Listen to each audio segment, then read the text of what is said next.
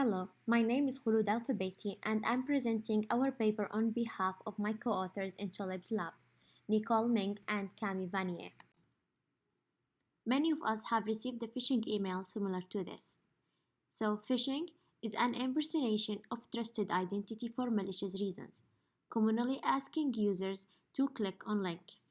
To recognize phishing, URLs remain one of the strongest indicators of malicious communications, but deciding where a URL goes is complicated. Hyperlinks hide the correct URL. Hovering over the link does help users. But reading URLs is not easy. People mistake the domain with the subdomain. In this example, the first URL is the only one leads to Google. Also, companies do not always name the URL after the brand name.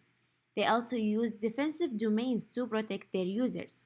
While well-intended, it requires users to remember which domain belongs to which organization. So, in this example, the first two URLs leads to New York Times, while the third doesn't. The same happens with redirection. Companies offer short links for helping users share them. We have seen so far 3 URLs, all legitimate for New York Times, and so asking users to remember all of them is overwhelming. Looking at the previous alarmist phishing email, it targets the scarcity principle. When suspecting this email, experts have options that are not available to average users, which help them make more accurate judgments. While average users can ask experts to help them, the expected delay in response is critical in such situations. Thus, we want to allow experts options available for non-experts. To do that, we built a URL feature report. This report aims to make the experts' tools accessible to and comprehensible by non-experts, aiming at helping them make educated decisions on URL safety. To initially design the report, we used already available phishing features that are human-readable and reliable. Then, designed the report based on the privacy nutrition label work by Kelly and others. The report then was iteratively designed with the aid of 8 focus groups, which include HCI and security experts as well as average users.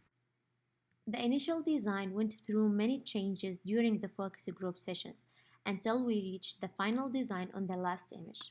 From the focus groups, we learned many lessons. I will go through a couple of them and refer you to the paper to read more. To help users take a quick glance at the report, we developed a summary. The summary is a combination of clearly visible colors and key information needed for users to decide if they want to read more. Although the summary can save their time, it supports different implementation approaches suggested by our focus group participants. When a website is hosted by a web hosting service for free, such as WordPress, the web host name will be located in the URL domain and the website name in the subdomain. This is one of the weaknesses in the automation work, but also was not an easy task to present in this report. We ended up with this box, which helps them relate the feature to the context. To validate the interface, we ran 2 studies. The first is to ensure the features we have are valid for achieving the support goal. We extracted the features from safe and phishing URLs to check the report's visual appearance.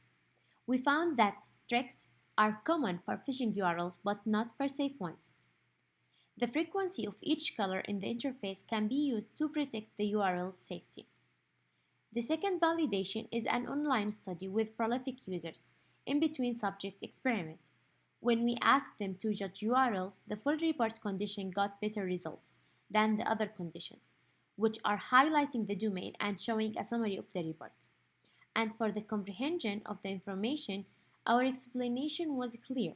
In average, participants answered 7 features out of 10 correctly. From this study, we learned that end users can understand details meant for experts if they are properly explained. Giving users more details does improve the accuracy of their safety decisions. Even a short summary provides better support than just highlighting the domain. Finally, complex elements of web technology like hosting services need to be considered when supporting users in reading URLs. Thank you for listening.